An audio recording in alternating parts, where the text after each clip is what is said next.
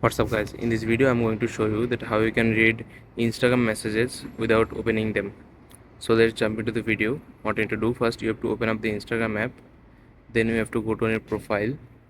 After that you have to click on this three dot bar icon in the top right corner.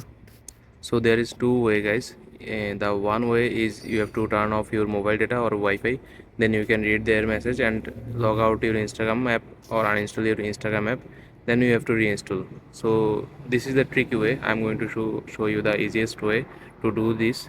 So what you need to do, you have to click on this message and story reply option.